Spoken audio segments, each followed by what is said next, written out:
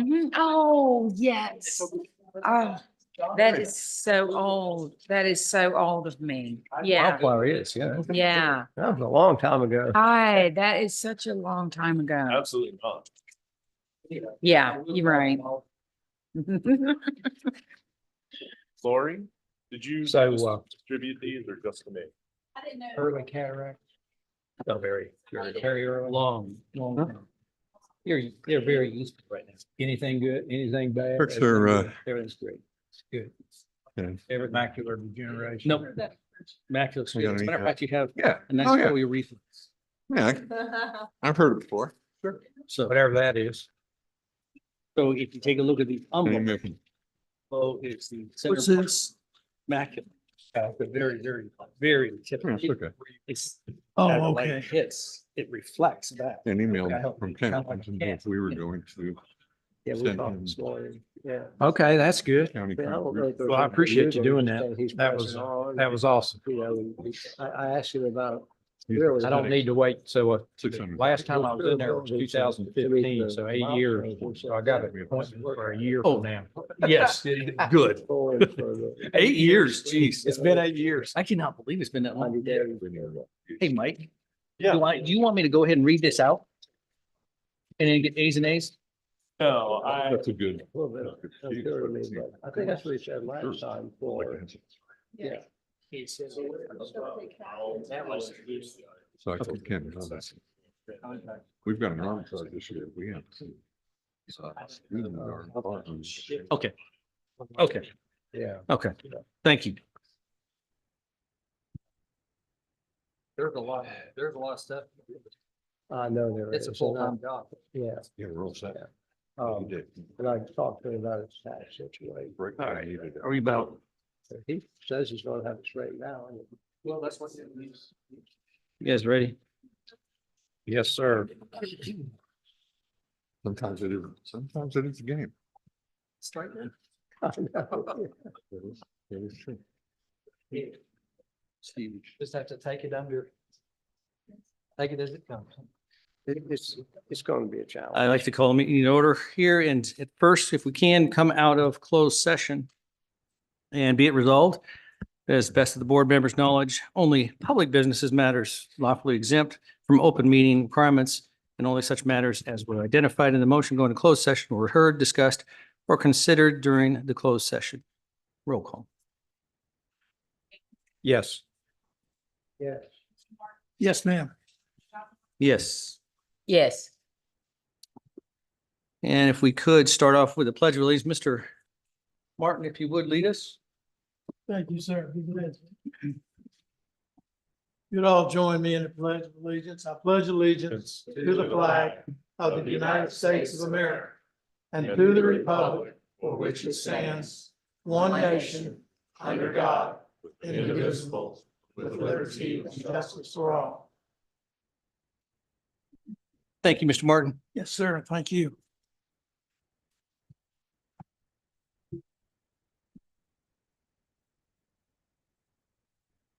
So if we can, as we take a look at the world we have in front of us and around us, those individuals that are in war or in need of prayer, families, friends, loved ones that are going through a difficult time, I ask during this time of year, during Thanksgiving and Christmas coming up, New Year's, that we think of them as well as the board and the decisions we make.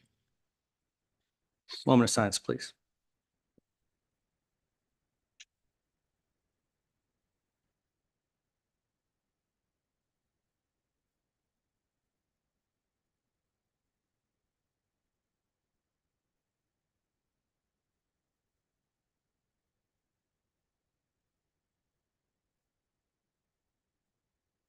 Thank you.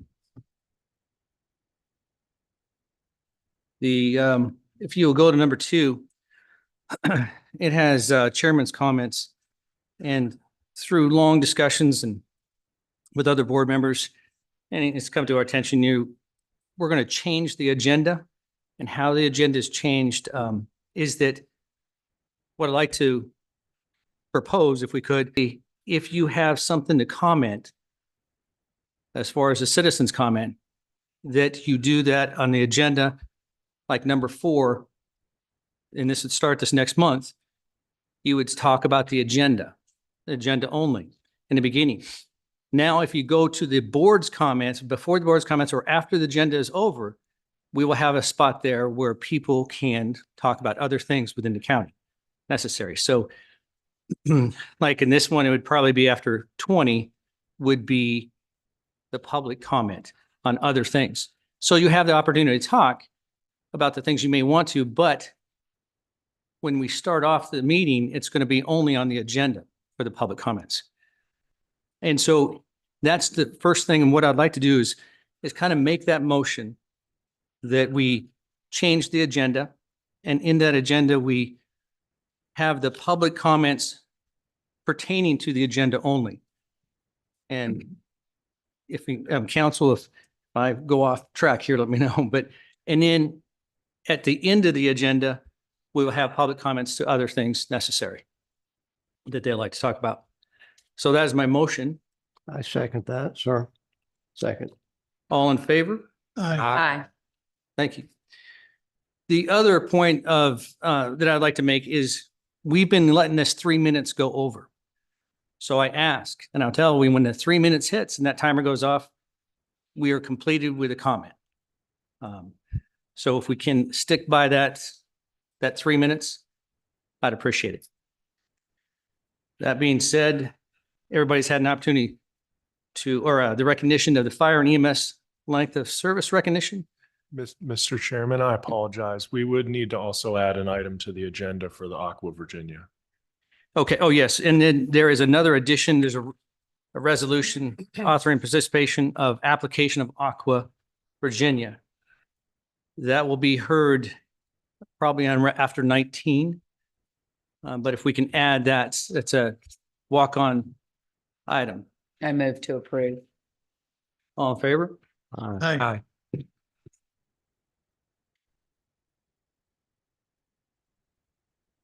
Now we'll go down to do fire EMS length of service recognition.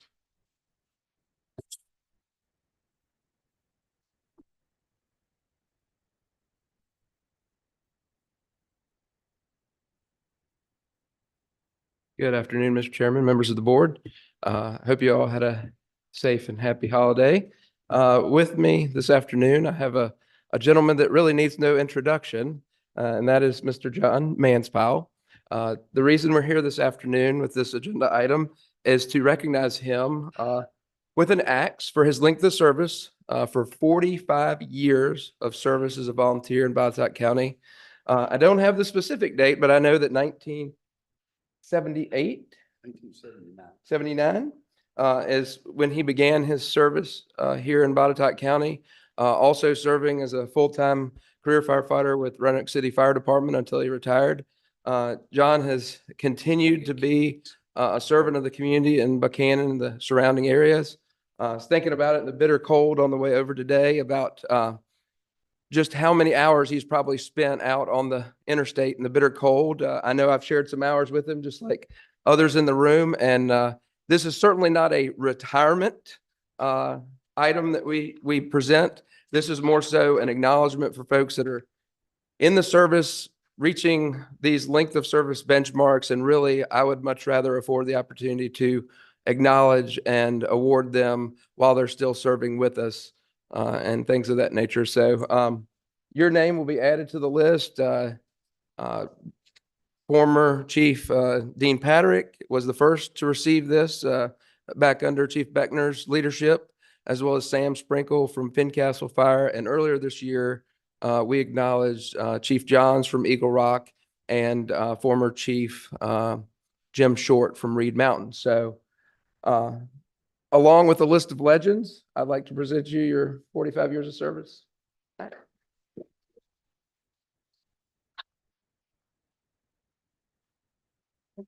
wasn't expecting this, I know Captain Bennington told me to ask me to have a dress uniform. And I told him, yeah, but it's got chief stripes on it, Of course, I'm a firefighter now.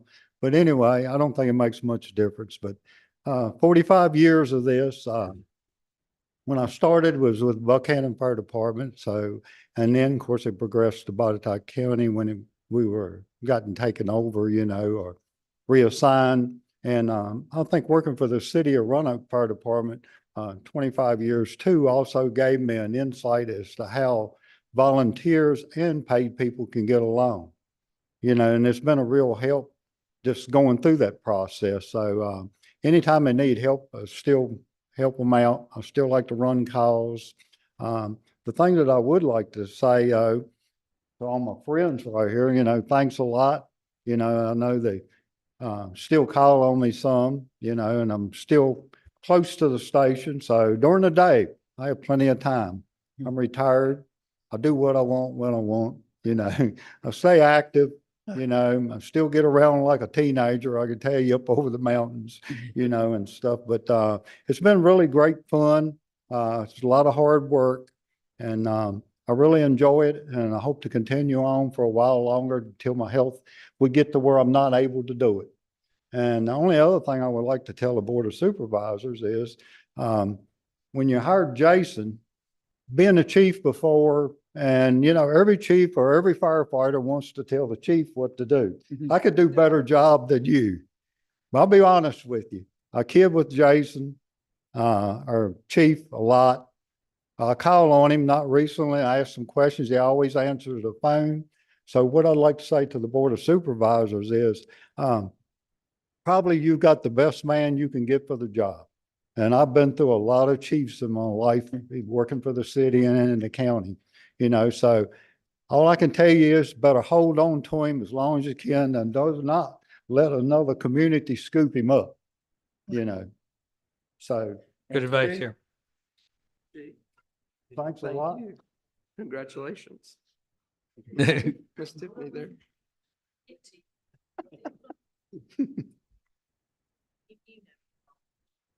Yeah.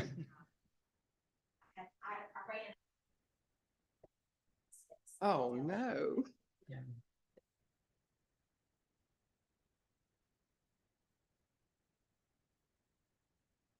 Thanks.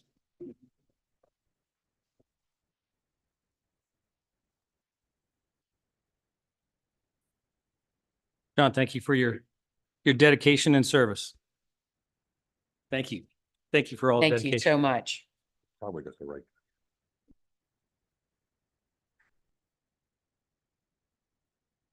And now we will go to the citizens' comment. If I can, Lori, do you have?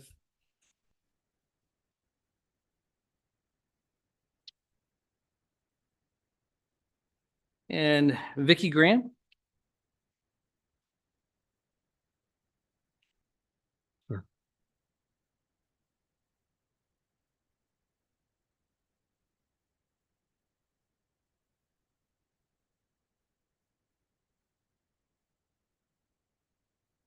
Good afternoon. I hope you all had a very good Thanksgiving Day. I would like you to reminisce with me for just a little bit. It was August 2015, my birthday. My husband, who I didn't get to see much at that time because of his work, has taken a vacation day so we can celebrate. We decided to go to an early movie and out to eat. When we drive the mile to the old single-lane trestle bridge that gets us into Oriskany, we find it is closed. There is an inspection taking place. The bridge is impassable. It will be that way for several hours. Well, surprise, surprise, so much for the day out. For those that may not realize, that bridge on Route 817 is my only way to and from our homes. If it is blocked, there is no emergency assistance, no attending doctor's appointments, no deliveries, and on it goes. A totally unacceptable situation. So I contacted VDOT. The next year, I received an email from a VDOT official informing me of the date of the early inspection and saying he was trying to make sure signage was put up in advance. I informed those in the area where I live so they could make the proper arrangements, change appointments, that sort of thing. All went well. It became a yearly routine until this year. My helpful VDOT official emailed me to give me the inspection date. I told those I could, but on that day, it was discovered there was no signage. Oops. The system was working well, but I cannot inform all those that need to know of the closure. Frankly, it is not my responsibility. Officials at VDOT have been helpful, but on that day, they put the lives of citizens in an inconvenient and threatening situation. I don't tell you this for you to come down hard on VDOT. I appreciate the 7 years when the system worked. VDOT has been informed of the incident, and I trust there will always be signage in the future, or at least I hope so. But I do tell you this to point out that humans err, agencies err. This is why I tell you that blocking the emergency road going out of Oriskany is an ill-conceived idea. Turning it into a trail with gates at both ends, depending on a VDOT employee or whoever to decide when it is time to open the gates to allow for emergency access out of Oriskany. Is this something that you would be comfortable with? What if it was you or your family? As much as I want and do put my trust in others, it will go wrong.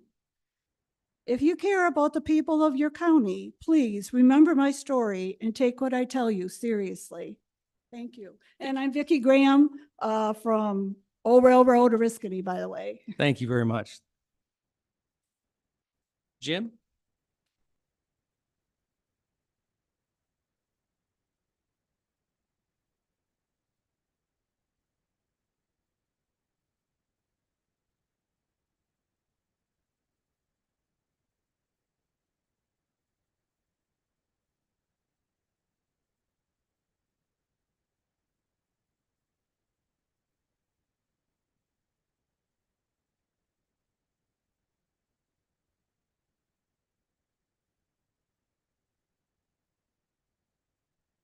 Good afternoon. I'm here today asking for your help in protecting the residents of your county. In the past month, there has been several incidents that all revolve around the area that might become a trail. For the sake of 3 minutes, the details of them are included on the report sheet given to you. I'd like to point out that the Grand Fondue bicycle event makes for a good test example for the proposed trail. The number of participants that day would be similar to what has been proposed as a successful user amount to the proposed trail on the everyday basis. At least a third of the railroad bed was included in this course, and all the emergency road for the Oriskany area was used. First, it's important to note that this event was held on opening day for deer season. This is one of the days the road gets the heaviest vehicular use because of hunters. Combine this with the bicycle event and there were no issues, none. More proof that there is no need to gate the emergency road. Second, there were issues elsewhere, as mentioned on that sheet. Wilderness Adventure is the sponsor of the Grand Fondue. They are located in Craig County, which adds difficulty in getting problems addressed. I have reached out to them, but with no success. This is a multi-county event, and I was told by VDOT that permits were issued.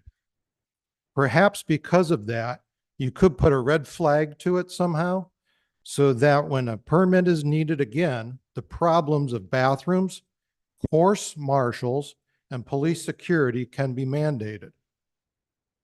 This past month has shown what is to be expected in the bigger picture. Things like this will be an everyday plague to the residents if a permanent trail is established, especially if it does not have guidance by you. The trail might only be in one supervisor's district, but it will have side effects to the whole county. We are asking all of you to get involved with the planning process. Have some of the meetings with us, some real dialogue, instead of these 3-minute blurps. You may think it's important to bring economic development to the county, but first and foremost, residents and their properties need your governing skills for protection. Thank you. Thank you.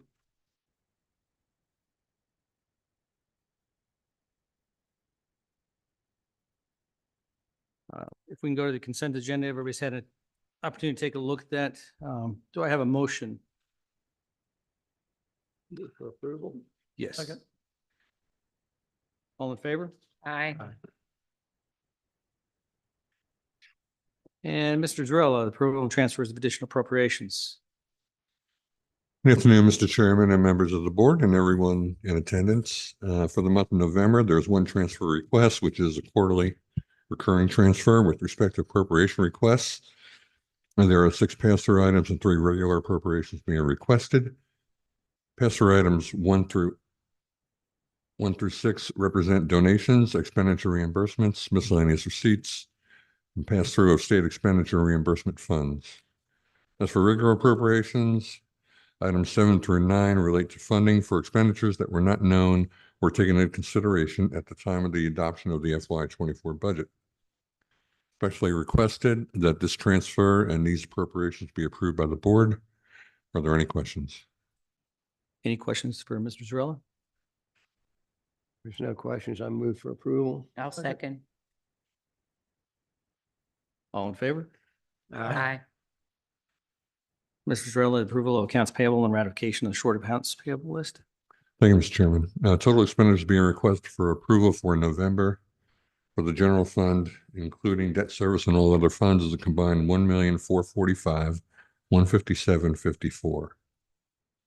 Payable disbursements of note for the month are as follows: under the assessor's area, $82,800 paid to Wampler Ames Services for services provided for the continuation of the 2024 county property reassessment services. Under Sheriff's Department, $38,256 paid to Southern Team Auto for a 2024 Nissan Pathfinder. Under community organizations, $45,000 paid to Virginia Western Community College for annual support of their CCAP program. Under the jail, $57,830 paid to Carilion Medical Center for inmate medical services. Under CIP, pave and sealing of Greenfield lot, $173,800 paid to Pro Seal Services for asphalt replacement of front and rear entrances in the Greenfield Administration Building and the parking lots and restriping of the parking lots. CIP cardiac monitor replacement, $54,855 paid to Stryker sales for 2 LifePak defibrillator units.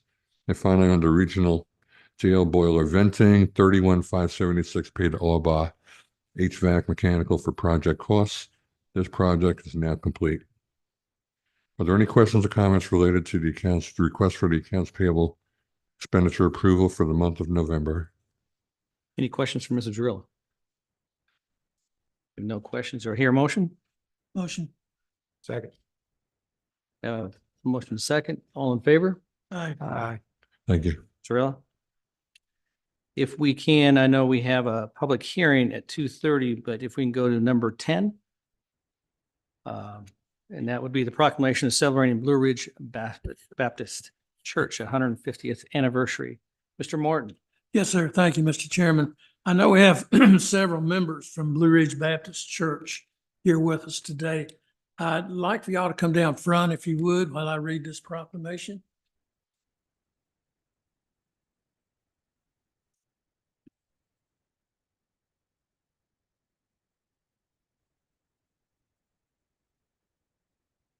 Years. It's fantastic.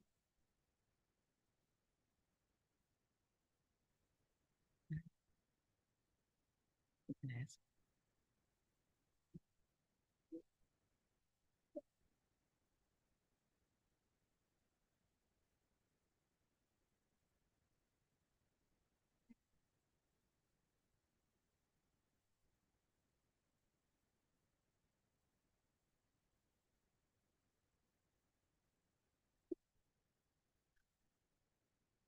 Well, it's a pleasure and an honor for me to be able to read this proclamation and present it to these folks. I've attended the Blue Blue Ridge Baptist Church several times, and you won't find a more friendlier, happy people anywhere in Botetourt County, I don't think.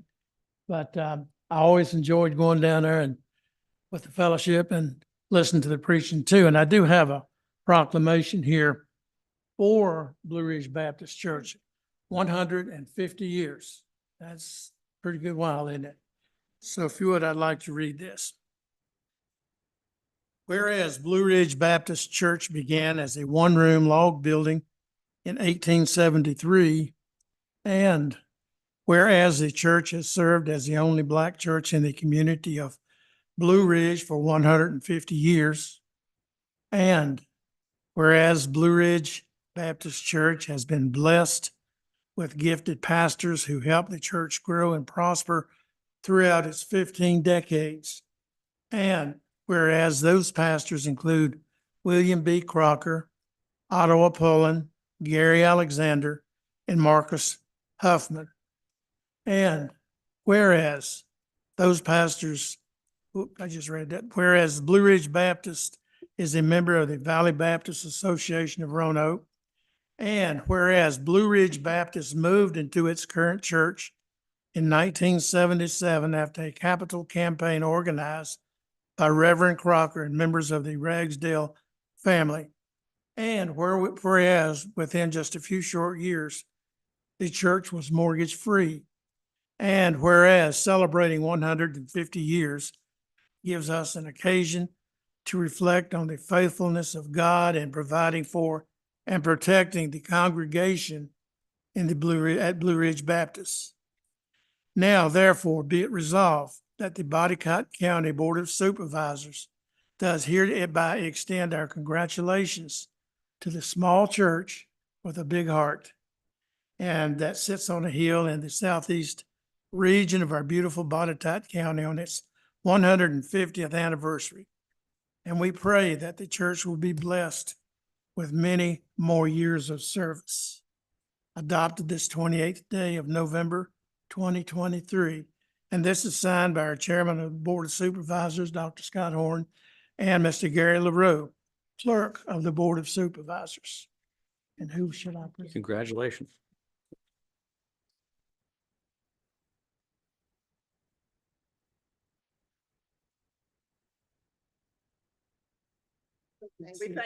I do have a question, Billy. How many are in the congregation? All of us. I mean, How many did- are- yeah, yes. Well, on any given Sunday, we're fortunate if we get about 30 people there. That's- But we have about, I'd say active on the, about 150 people who are on the roll, but who actually show up, or about 30, 35 of us. That is awesome. But we keep the church going. Yeah. Thank you. Very That active, is awesome. 35. That is members. absolutely awesome. Thank you. Celebrate big. Thank That's you. Thank fantastic. you. That is- Thank you all. We appreciate it. Congratulations.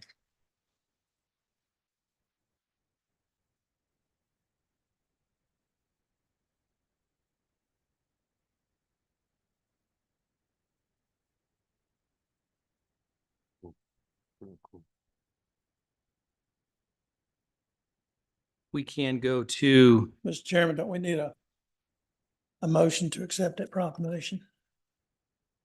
yes, I'm sorry. go ahead. I'd like to make a motion to accept the proclamation that we just read. I'll second that. All in favor? Aye. Aye. Thank you, Mr. Martin. Yes, sir. Thank you. Thank you, Lori. If we can go to item number 8, the public hearing amendment to the FY 24 budget rollovers. Mr. Zarella? Thank you, Mr. Chairman.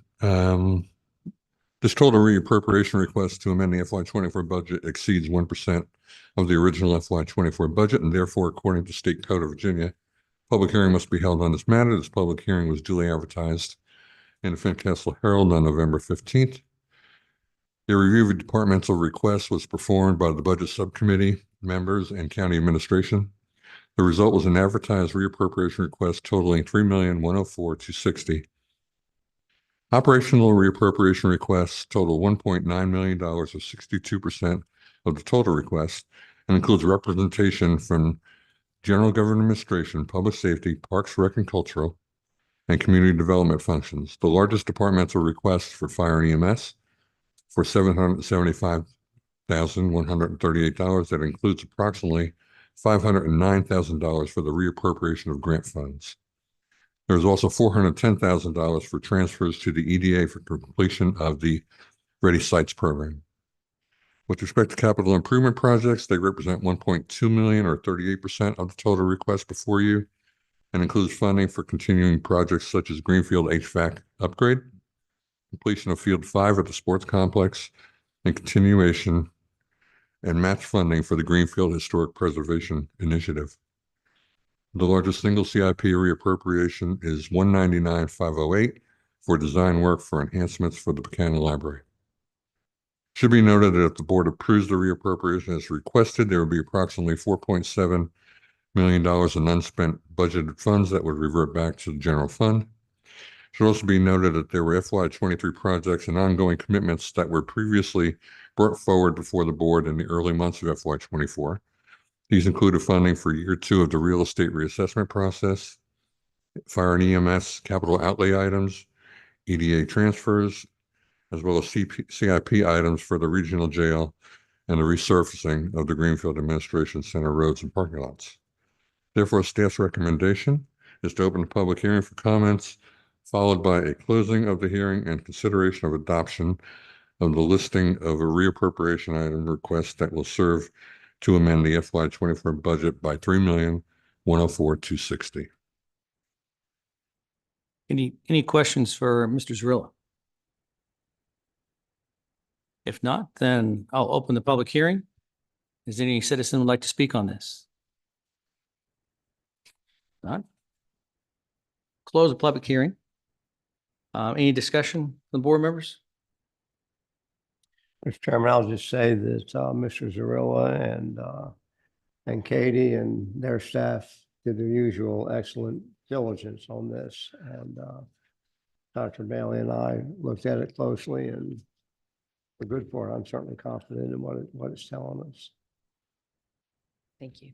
That being said, do I hear a motion to adopt the attached listing of reappropriation requests? Mr. Chairman, I'll make a motion to accept. I'd second that. All in favor? Aye. Thank you, Mr. Zarilla.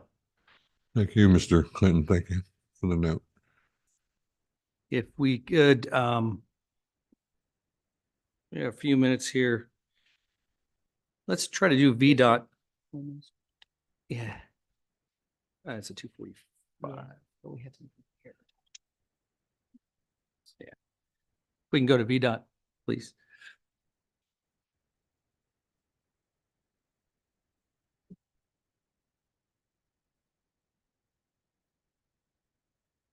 Thank you for having me again this month.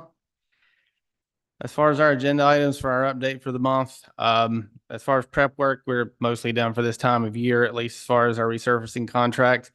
I don't know if Robin mentioned it last month since I wasn't here, but Hillview Drive was paved as one of the last things that we got done as far as our paving schedules for last year in late October, early November.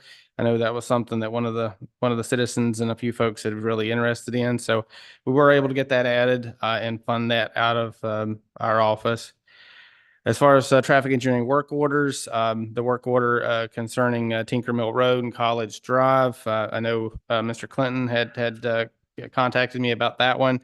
Traffic engineering responded fairly quickly and said that those were streets could be posted under a statutory 25, which meant it didn't have to require a large study or anything. So we were able to have that done, and those signs were posted on the 26th of October. As far as site plan reviews, there are several here. Some of them we haven't received in a little while, but we have been getting some new things and getting them out pretty quick. We've had quite a few permits issued over the last month, mostly utility permits, few private entrances, commercial entrances. We're complete with contract mowing on our primary routes. As far as the area headquarters work, it's pretty typical for this time of year, getting prepared for snow. As much as we don't want to see it, we still have to be prepared for it.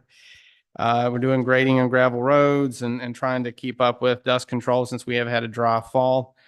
We're patching over some secondary pipe installations, doing some various ditching and maintenance work. And we do still have some patching planned on 220 in places. if Mother Nature kind of helps us out with some temperatures, we should get that done. Get that done before winter sets in on us pretty hard. Does anyone have any questions or anything for me for this month? Any questions, Blue Ridge? No, sir, I don't believe so. Thank you.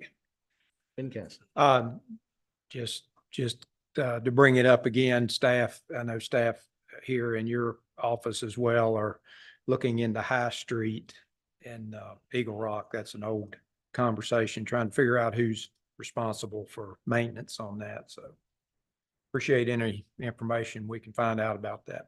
Okay, thank you. Amsterdam? No, sir. Buchanan? I'm light this month. Thank you from Back Creek Road. They are very happy. I think everything there is completed. Yeah, And- it is. They got that last patch completed from where we had the truck roll over on us. But yeah, no, it's good. And I did want to mention Pico Road. Robin said that you mentioned it last month.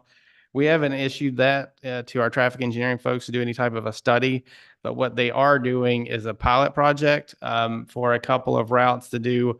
And I don't completely understand exactly what they're doing. It's like a geofencing for GPS to where it can alert vehicles that shouldn't be there. Maybe they, let them know before they get there they shouldn't be there. I actually submitted that road at Robin's request and one road in Roanoke County. So we got two. That's one of them that I issued. And like I said, I did one in Roanoke County that we have some similar issues on where trucks get stuck. Don't know exactly how it's going to go. It's just now kicking off. I just submitted those routes this morning, but hopefully that if it does what they think it's going to do, hopefully it'll help some.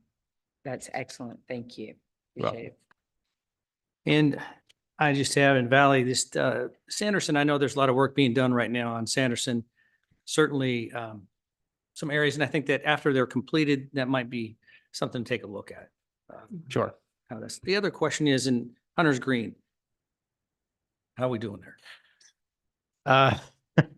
We have been looking into it. We have had our when Ray was still here in my position, he had our material staff look at it, and the fix that they came up with was pretty in depth. It would have been like a deep mill full replacement type thing, and it would have only been one street at a time.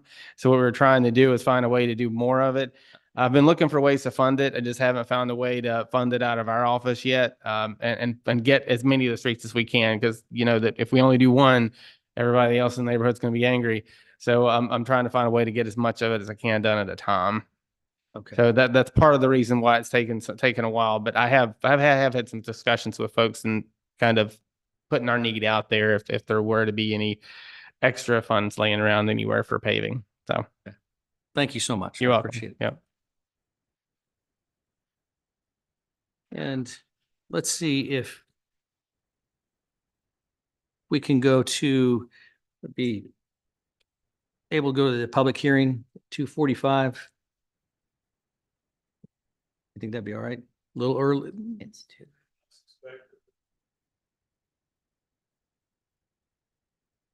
Okay, well, got it. Hold still. Just for a second. Thank you.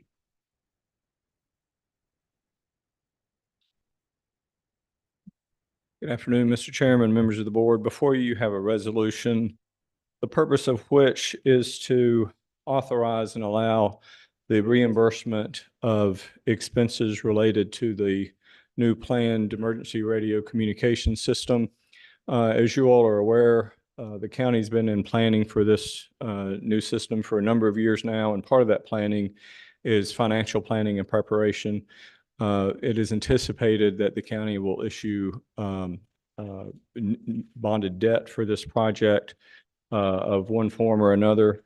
And so the purpose of this resolution would be to allow the county to reimburse itself expenses that may be incurred prior to the actual issuance of that debt and the receipt of proceeds for a period of time of 60 days ahead of the adoption of this resolution until the time of receipt and expenditure of proceeds. So if you have any questions, I'd be happy to answer. This resolution was prepared by your counsel, and I'm sure he can answer questions that I may not be able to. Any questions for Mr. Mormon?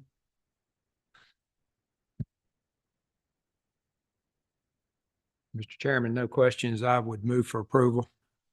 I'll second that. All in favor? Now we have to do a roll call here, I believe. Is that right, Lori? Roll call vote. Yes. Yes. Yes, ma'am. Yes. Yes. Thank you. Thank you.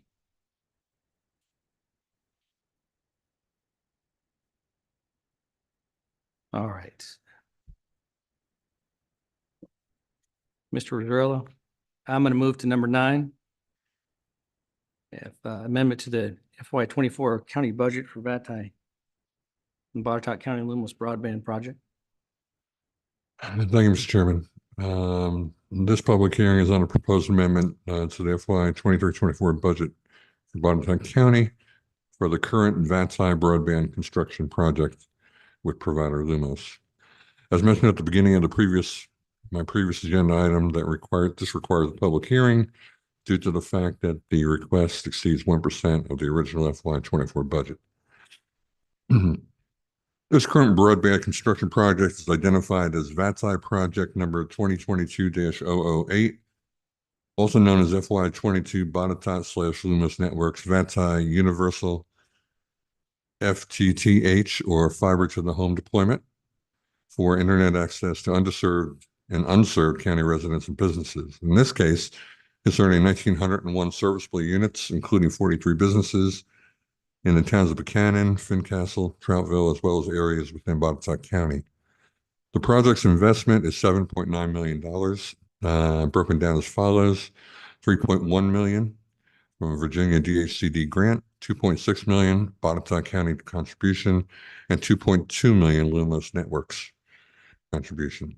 First 2 invoices submitted by Lumos totaled $1,743,966 and required a county contribution of $572,474.70.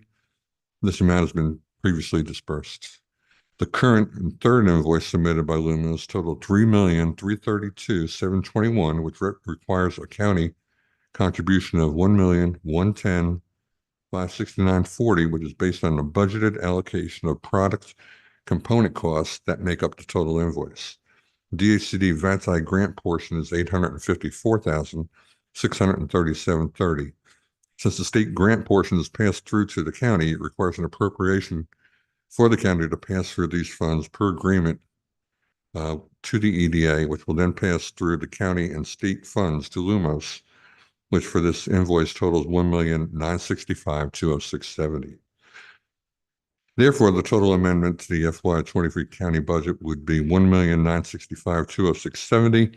It should be noted here that the entire county contribution of $2.6 million for this project is covered by grant funds utilizing Federal American Rescue Plan Act or ARPA funds received by the county.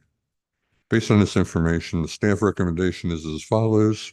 Number 1, receive a project update from Lumos representatives if they are available, and receive any additional comments provided by Mr. Gallagher-LaRoe and Mr. Ken McFadden.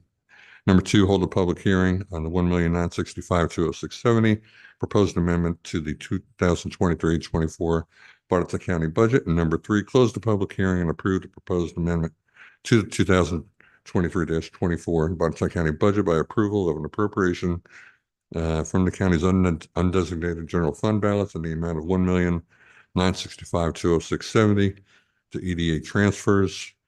General ledger account number 100-409-1-800-91800-3800-000. With that, I turn it over to either Mr. LaRue or Mr. McFadden, or If we can have a Lumos team. That'd be fantastic. Of 1, 2, 3. Okay. Fantastic. Thank you for coming here today.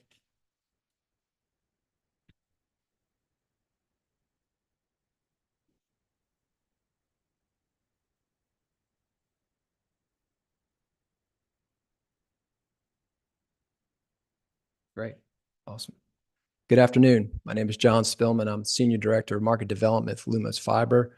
With me today are Dan McAllister and Shandy Bradshaw with our outside plant engineering team. And we very much appreciate the opportunity to update you on our VATI 2 project here, as well as other work in the county to bring the fastest fiber optic internet to hard to reach homes and small businesses here.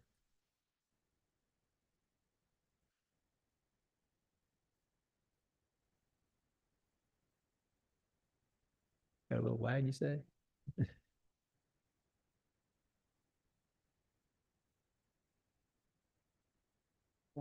All right. Kind of ironic. There we go. That cannot So go enter. unsaid. I'm sorry. All right, so the secret is to hit enter. Is that right? Okay, got it. Great. So Botetourt County has been an amazing partner for Lumos, and together we've leveraged both the ACAM funding as well as the Virginia Telecommunications Initiative, or VATI funding, again, to bring the ultimate in fiber broadband to these hard to reach areas. We've also invested our own funds to bring fiber optic internet to other parts of the county. And there's essentially 3 grant programs at work here. VATI 1 was completed back in March of 2023, reaching 458 homes. And then between ACAM and VATI 2, which are still in progress, we have a remaining 1,030 homes to reach under ACAM and 1,143 homes to reach under VATI 2. So in summary, we have built fiber to 1,239 grant-funded homes between ACAM and VATI 1, and we have a remaining 2,173 homes to reach between ACAM and VATI 2, with 1,143 of those being VATI 2. This map has a lot of colors on it, but it's kind of the way we organize the work here. The dark blue, orange, and pink areas are areas that have been completed. So dark blue is VATI 1, VATI 2 is in the orange area, and the pink area is a combination of ACAM and VATI 2. So then the 3 areas remaining that are still in progress are red, green, and light blue. So red is ACAM and VATI 2, green is ACAM only, and VATI 2 in progress areas are in light blue. I'm sorry, ACAM and VATI 2 together are the red areas.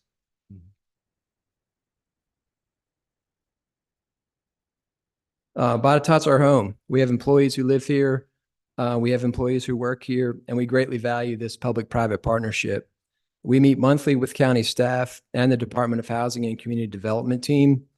And pictures here are from a trip in-person meeting earlier this year to assess progress out in the field. I think you'll recognize County Administrator LaRue, Economic Development Director Ken McFadden, and County Communications Director Tiffany Bradbury in these pictures, along with the Lumos team. We want to thank Tiffany and recognize her efforts and her team's efforts in creating a library of stakeholder engagement tools that she's created with our help. But these tools help educate the residents in the community about the fiber projects and about fiber broadband in general. So we're the dominant provider here, so we field a lot of questions and inquiries and occasionally complaints from residents here. So this education that's been put together by Tiffany and her team has really been key to the process. It really helps keep the residents informed. And, everyone wants broadband built yesterday, but the more we're able to communicate on the status of projects, the more we cut down on some of those inquiries. And we've noticed a drop in inquiries, which means these tools are working. We've also built some of our own materials to help keep customers informed. These help, again, educate the customers that we're coming and when we're here and in the areas that we're doing work. And it also provides a way for them to reach out and get additional information should they need it. So again, we think communication is the key. We've been working hard to keep residents informed with these tools. Of course, we strive to be a great corporate citizen here in Botetourt. We've got a number of examples of activities that have taken place this year. The Touch the Truck event in Fincastle. We're a gold sponsor of the Botetourt Chamber of Commerce and sponsored the state of the county this year. Along with Botetourt County, we were a sponsor of the Boxlore event, spearheaded by the Roanoke Blacksburg Tech Council. And of course, we were thrilled to be a sponsor for the Beaver Dam Sunflower Festival and provide volunteers for that event. So again, being part of this community and being active here is very important for us. And then finally, we were thrilled to host Senator Warner back for one of his roundtables focused on broadband, and also use that as an opportunity to formally break ground on the second VATI project in April this year.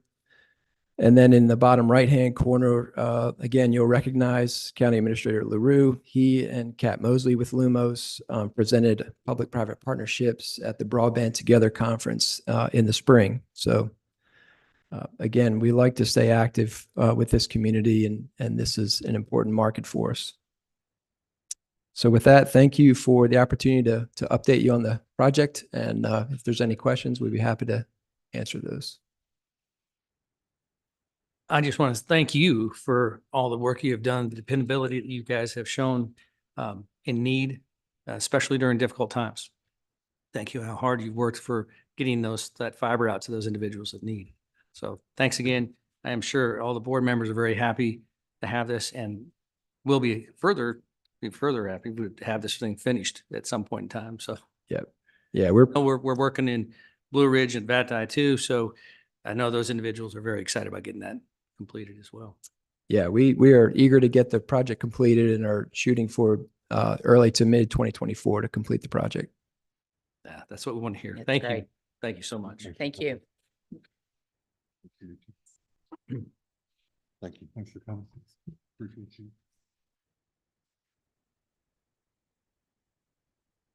All right, so we have received this information, and now we'll hold a public hearing on this 1,965,206.7 proposed amendment to the 2023-2024 Botetourt County budget. Is there anybody here who'd like to speak about this? If not, I'll close the public hearing.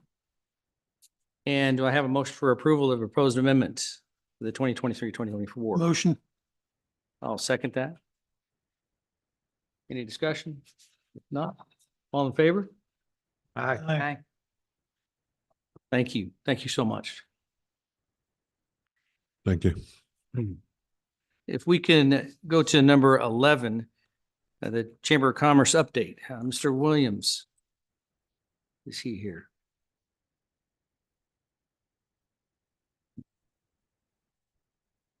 Okay, if we can. Okay. If we can go to number 14, review and approval of the county's proposed 2024 legislative program. Mr. Clinton. Thank you, Mr. Chairman. This is an annual event for us. You all have received by email and had at your place this afternoon, our proposed legislative program. The difference between what you received in the package and email and what you have now in front of you is we deleted one thing and added a couple of other things that I'll explain in just a minute. The changes came about as a result of a meeting that I attended yesterday with the Regional Commission and its legislative committee, of which I'm a member. So some things came out of that struck me as being worthwhile of including in our legislative agenda. And just by background, the way this thing works is each jurisdiction, cities, counties, towns, is encouraged to submit its key priorities for the upcoming legislative session. And these documents ideally are completed by the 1st of December, and they go to each legislator. So our General Assembly delegation will receive whatever we approve here today. And it just gives them some sense of priorities as they get into the session. So looking at ours, trying to find the one that was modified. Yeah, let me borrow that. Thank you. You can see the main headings: transportation funding, economic development. These are things that we're declaring to be important to us. So transportation funding, economic development, broadband, appropriately enough, education funding, fire and EMS support, land use, local authority, utility scale renewable energy, dam safety, river protections, a long list here. Children's Services Act, Cyber and Technology Systems, Security Compensation Board funding, and unfunded mandates, and the library system. All things that we're trying to draw attention to as the legislative session begins. So again, you received the basic document in your packages. What's different here is at your desks and it's highlighted in yellow. And again, this is a result of the meeting with the regional council yesterday. We are proposing to remove mention of I-73 because it's kind of a pipe dream right now. It just simply isn't going to happen in the foreseeable future. It doesn't mean anybody's given up, but now we can include it if we want to, but it came crystal clear to me yesterday that it just ain't going to happen anytime soon. Better, we should emphasize I-81, which is what we're doing here. So that's the first two revisions. The next one under economic development is in support of the Roanoke-Blacksburg Regional Airport, something that's really desperately needed to propel our economy. And this calls for upgrades in the efficiency as well as, and most primarily, safety for the airport. It also includes the continued support for the idea of extending I-581 or the runway over I-581, the north-south runway. So those are two changes. The third one is we added Catawba Hospital. It's on the third page for obvious reasons. It's important to our economy and it's important to our citizens.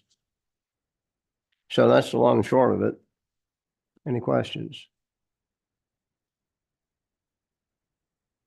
No, sir. Any questions for Mr. Clinton? I'd just like to say that, thank you, Mr. Clinton, for your work on this and the regional idea of highlighting the areas I think are well done. So thank you. Thank you. Absolutely. And we're looking for an approval for this. Motion to approve. There you go. There it is. I'll second. All in favor? Yeah. Aye. Thank you. Yes, Thank you, Mr. Clinton, especially for all of our work. We can go to number 15, Mr. Pearson. Request to consider amendments to the zoning ordinance. Good afternoon, Mr. Chairman and members of the board. This next item is a request from staff for your consideration of a board-initiated amendment to the zoning ordinance, which would authorize staff to review and make suggestions for updates to the standards associated with the use large format retail use. Large format retail uses would involve any kind of retail use that was proposed in Botetourt for development that would exceed 40,000 square feet in size. So something like a grocery store or a larger type of retail. These standards for this use include supplemental regulations, and the standards haven't been updated in over 12 years. And staff has identified several certain standards within the supplemental regulations that seem to conflict with some other standards found in other sections of the zoning ordinance. So we're simply asking for the board's consideration to approve a resolution that would authorize us to conduct a thorough review of these standards and prepare some suggested amendments that would address any conflicts as well as provide other updates as might be needed to the standards for the use. So there again, staff is requesting that the board authorize us to be able to do this. And if you do pass that resolution, staff would prepare the suggested amendments, hold a public hearing at the Planning Commission. So for their consideration of the amendments and a recommendation back to the board before it comes to you. Of course, if you do not pass the resolution, then staff wouldn't spend any further time on that. We do feel this is something that we have the ability to look at and not take a lot of staff time and could potentially be needed in the future. Any questions for Mr. Pearson? If not, do I have a motion to approve this resolution? So moved. I'll second that. All in favor? Aye. Aye. Thank you. And stay right there. We have the second one, request to consider amendment of Yes. zoning. ordinance. Now, this next request is actually an owner-initiated petition for amendments to the zoning ordinance to add a new use, which they're titling Recovery Treatment Center. This petition was submitted by Sandra Cephas on behalf of Judah Land LLC, who is requesting consideration of proposed amendments to the zoning ordinance to add the use Recovery Treatment Center, which is not currently addressed by the ordinance and therefore not a use that could be currently permitted. The petitioners have indicated in their application that the use is similar to a use clinically managed low-intensity residential care services level of care 3.1 that is found in the Code of Virginia and that would be licensed as such through the Department of Behavioral Health and Departmental Services. Now, this proposed use would provide overnight stays or housing of individuals with moderate to severe substance use or addiction disorders and provide the required programming as required by the state of Virginia for these individuals. The petitioner is actually interested in utilizing the buildings that house the Cave Creek Assisted Living Facility located at 8088 Lee Highway for this proposed use. They didn't bring up any other potential locations in our conversations with them or in their application. This property is actually located in an agricultural A1 use district and identified as agricultural in the comprehensive plan's future land use map. Now, the text amendment would not be specific to that partial. So if the use is added, it could potentially be established within one or more zoning use districts throughout the county, or however that amendment would be structured. So if the board refers this petition to the Planning Commission, staff would draft the suggested language for the text amendment, which would define the use, propose what districts it would be allowed within as either a permitted or special exception use, and whether the use would be subject to supplemental regulations. Staff does not anticipate that the use would be proposed to be allowed as a permitted or special exception use in an agricultural A1 use district. And since the future land use map envisions this area of the county being developed with uses from the A1 use district, staff is recommending that the board deny the request and not refer this petition to the Planning Commission. So you are being requested to take a look at this petition filed by this individual. And you may either refer this petition to the Planning Commission, you can deny the petition and nothing else will happen with it, or you could table this applicant's petition to a further date and consideration at that time. I'd be happy to answer any questions you have. Any questions? Mr. Pearson.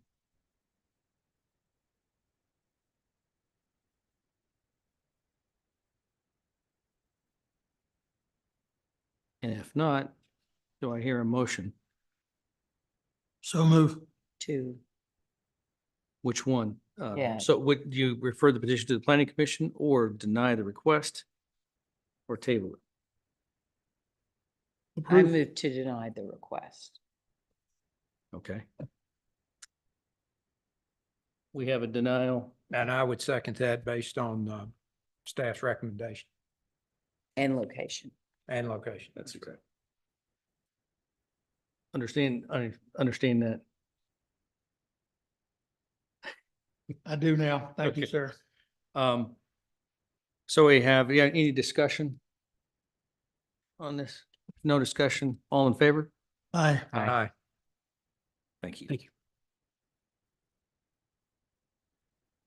And number 17, the request to advertise for the Planning Commission public hearing to consider amendments to the Botetourt County Comprehensive Plan. Yes. Okay. So this next item is also a request to advertise for a Planning Commission public hearing to consider amendments to the Botetourt County Comprehensive Plan's sewer and water infrastructure map, which is referred to as number 9, to add certain features from capital improvement projects being proposed by the Western Virginia Water Authority. The Western Virginia Water Authority is proposing these capital improvement projects to improve the overall service within Botetourt County. And they do require an amendment to the comprehensive plans, water, sewer and water infrastructure map. The Western Virginia Water Authority, if you'll recall, provided an update on their proposed capital improvement projects to this Board of Supervisors at its August 2023 meeting, and that's what this is related to.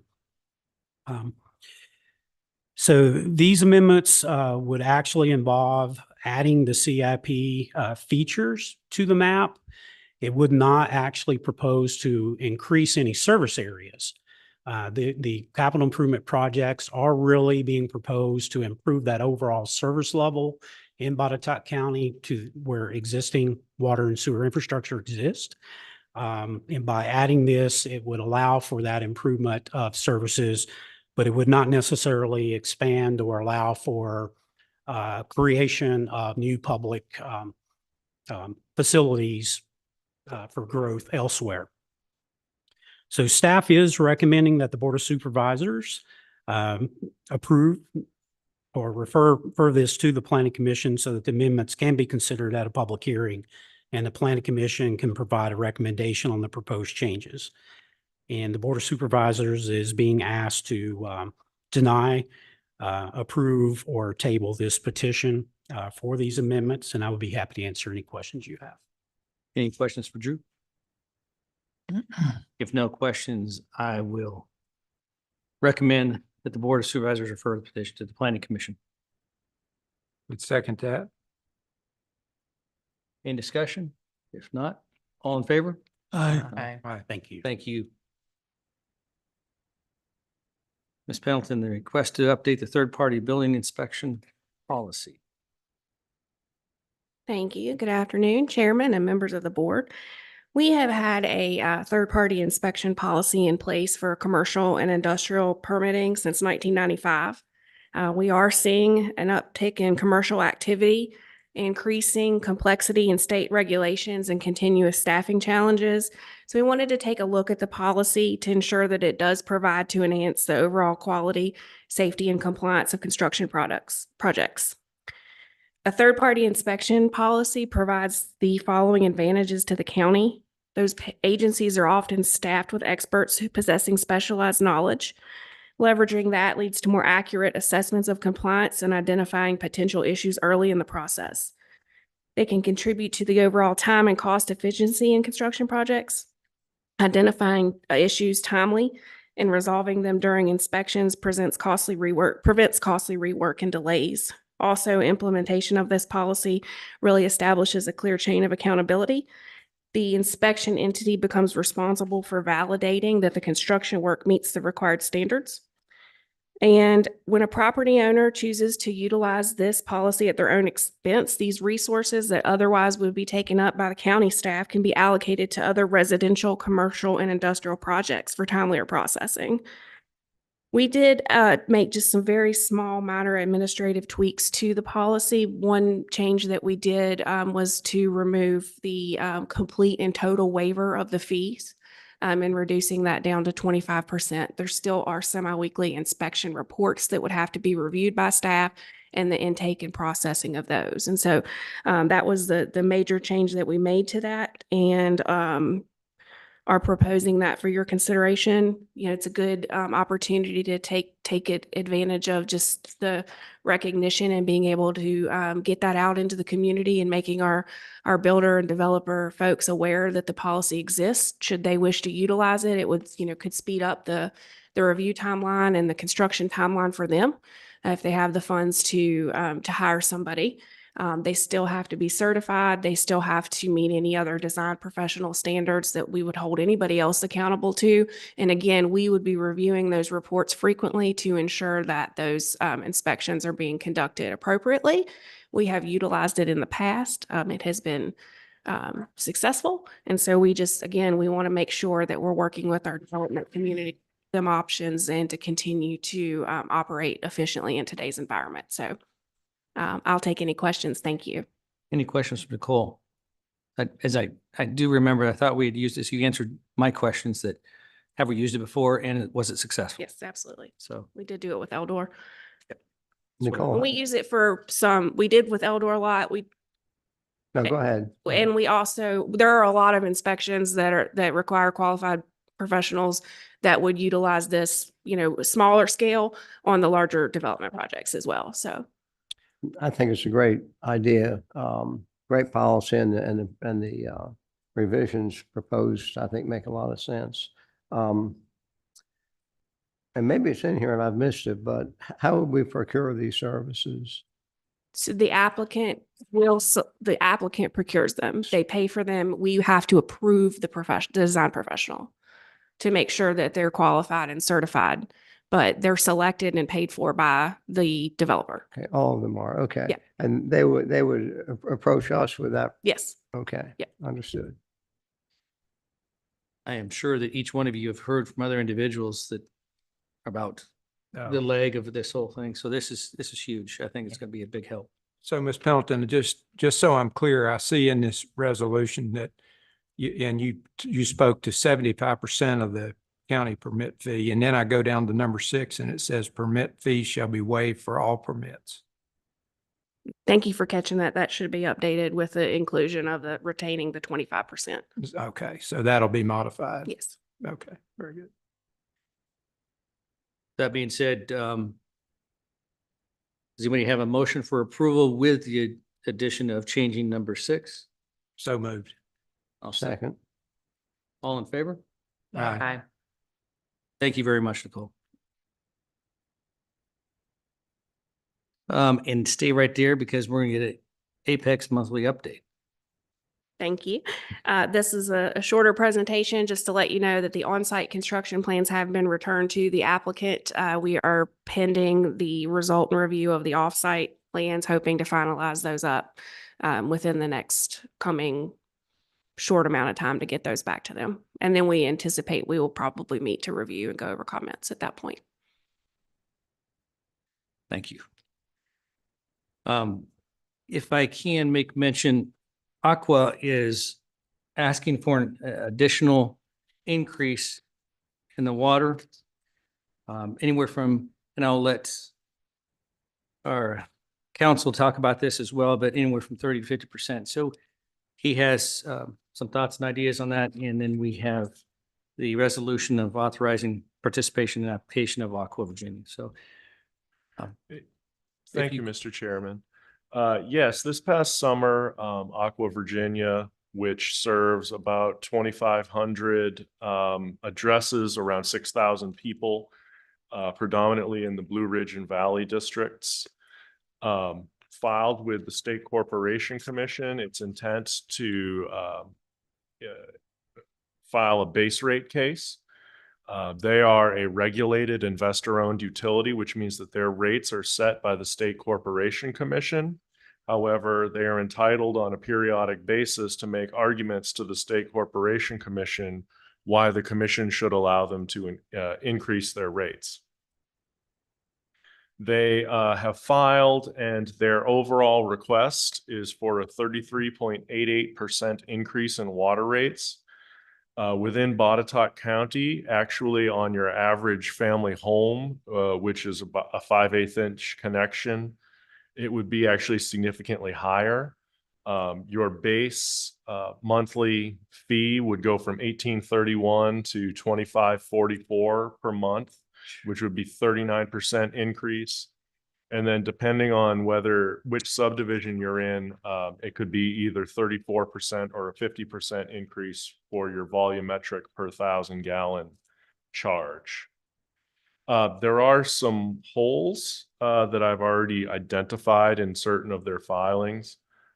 This is an adversarial proceeding. It's not a huge surprise. Typically, the State Corporation Commission staff does a detailed audit of their books and does a professional analysis of the economics of their business. The Office of the Attorney General, Office of Consumer Counsel also participates heavily in these proceedings. However, in the past, we have participated, as has Caroline County.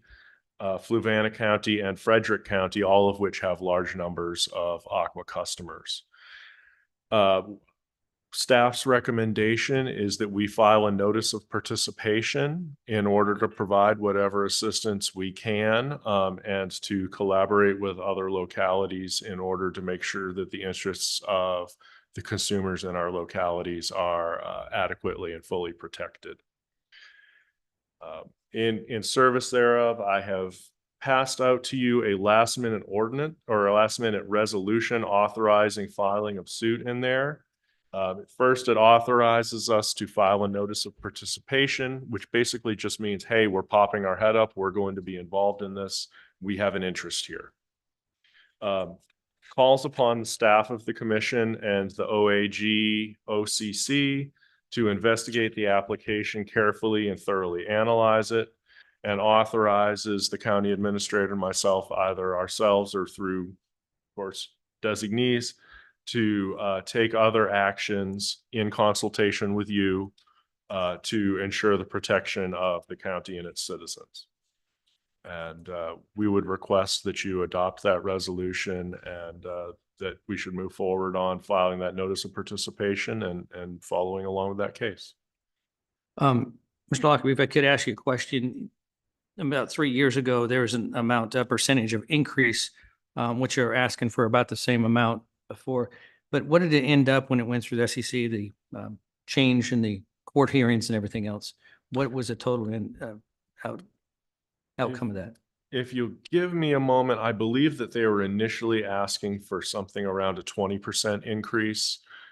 We participated in those proceedings, and ultimately, after many, many discussions, it became clear that in fact their expenses had risen.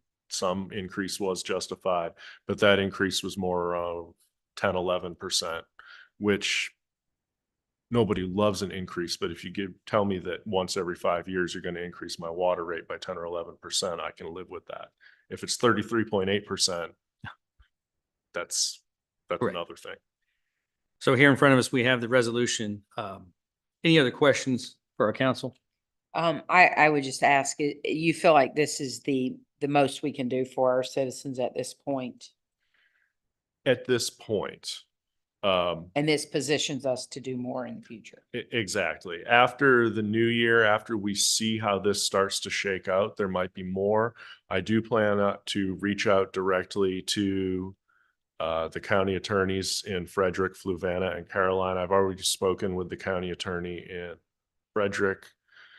I'm friends with the county attorney in Fluvanna. I think he will take my phone call in order to see if there's anything that we can do jointly. Generally, as a county, we can present certain information, particularly on customer service and quality of service issues. But the real place where the action is in these cases is looking at their accounting and how prudent their business practices are, whether their proposed return on common equity, which is effectively their profit margin to stockholders. It's actually more complicated than that, but that's a way to think of it. And whether their test year, which again is the year that they use as the basis for calculating how much money they need, whether that is whether there's any accounting gimmicks involved in doing that, that does happen once in a while. That's where the action is, because that's where there comes to be big money involved. And sometimes, in order to make a lot of progress on that, yes, attorneys doing analysis is helpful. Smart people doing analysis is helpful. However, ultimately, what you probably need is an expert, and experts are expensive. And the State Corporation Commission staff and the OAG have the money to do that. I just don't know if Frederick, Fluvanna, or Caroline says, hey, we're willing to throw a bunch of money at an expert in order to do this. Perhaps we throw in with that, but we won't know that until the new year anyway. This sets us up. Yeah, I would to- guess Q1 of investigate that. 24, we'll be starting to think about that. Any other questions? No other questions. We have this resolution in front of us. I recommend that we adopt this resolution. I'll second. All in favor? Aye.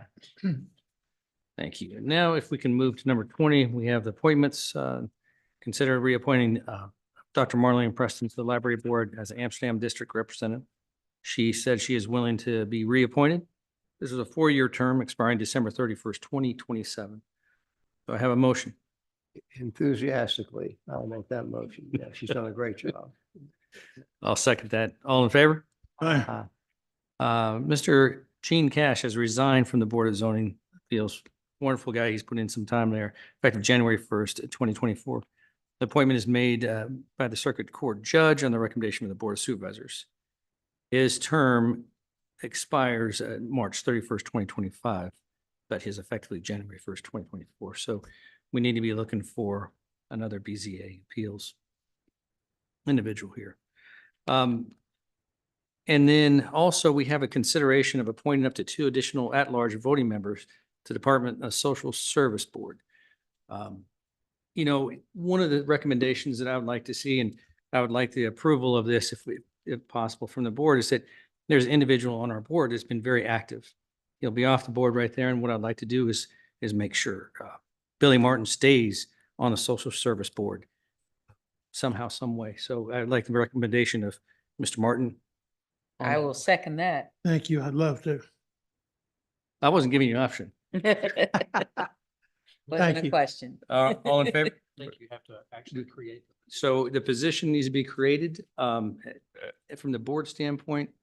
I would also recommend that that be made effective January 1, since he continues to sit on the board as a supervisor until the end of his term.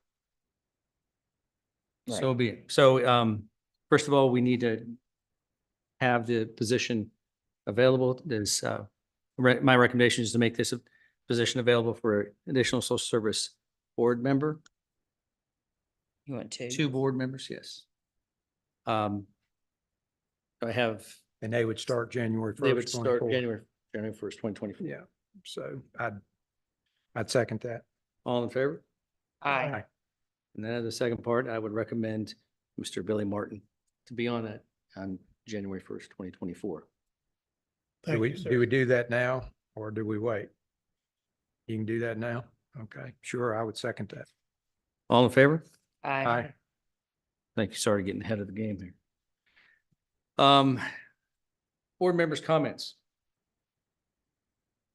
Do I have any board member comments? Yes. Thank you, Mr. Chairman. A few things that I will share. First, this is Giving Tuesday. I want to remind everyone, and there are a number of Botetourt-centric opportunities for you to contribute to if you're so inclined. Personally, I am sharing information about the Botetourt County Fair, but there are certainly lots of Botetourt opportunities for you to help promote and support the excellent work that goes on in our community. The second issue that I would like to address, the change that we made at the beginning of this meeting to our agenda. I just want to voice my support for that change. I have seen that work in action in other boards where agenda items are addressed first with public comment. That really allows the board and the community to focus on what are the action items for that day. And that saves the non-agenda items then for the end of the agenda after the business of the day is concluded. I think that is very effective and efficient. I also like that it positions it closer to the board member comments, because as we see every month, we hear so many comments. And then when it's time for us to make our comments, there is no one to hear them. So I think that is a really nice change that is going to allow for better interaction and better communication between or among all the people that are involved. And then I want to just comment on since we are post-election now, November is over, thankfully to many people, but I want to extend congratulations to Mr. Nicely, Mr. Michael, on your election to the Board of Supervisors, and to Dr. Scott Horn on your reelection to the Board of Supervisors. These were some might say this was hotly contested. Some of these races were, and I think that is great to see civic engagement. But here we are now at a point where we have a board that is established that in all likelihood will be in place for the next 2 years. And I would just like to challenge us all to put the rhetoric of the election behind us and focus on working together as a board and a community. Whether your person won or didn't win, we are all in this together. And my thought has always been that we share more similarities and commonalities than we do differences. So rather than focusing on what we might do in 2 years, let's focus on the opportunities that we have at hand now and spend our time positively looking at those. We have big decisions to make. You all know that this is complicated business and it's not getting any simpler. So I would really encourage us to put the election behind us. It's over, and let's begin the new year with some positive momentum forward. I hope, that is my hope in at my heart. That's where I am. And to that end, I would like to share that after the election last November, Jenny Wilson and I, who is my counterpart on the school board from Buchanan, we held a meet and greet at the Buchanan Library, which we often do. And many thanks to that staff who is so hospitable to us. And I just want to say that this was, again, it was right after the election, you know, emotions might have been high. We're facing all these issues. And we had people around the table for about 2.5 hours. And it was the best conversation that I can share with you. We just talked about many, many issues.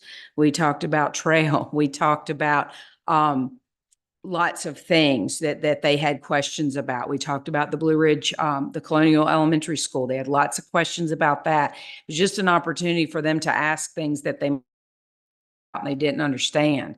So we just talked. We even brought up the T word, tax. And it was a great conversation. And I really believe that that's how our governing should be done. I don't think we should govern based on rumors. I don't think we should argue based on rumors. We should sit down with facts and realizing we're not all going to agree, but let's please remember that we're all part of the same community. So that's my hope going into the holiday season and the new year. And congratulations to everybody who will be setting up here, and many thanks to our 2 friends who only have one more time with us, and we'll celebrate them next month. So thank you all. Thank you, Amy. Very well put. Any other board members? Nope. Oh, sir. This we adjourn until our 6 o'clock meeting. Thank you.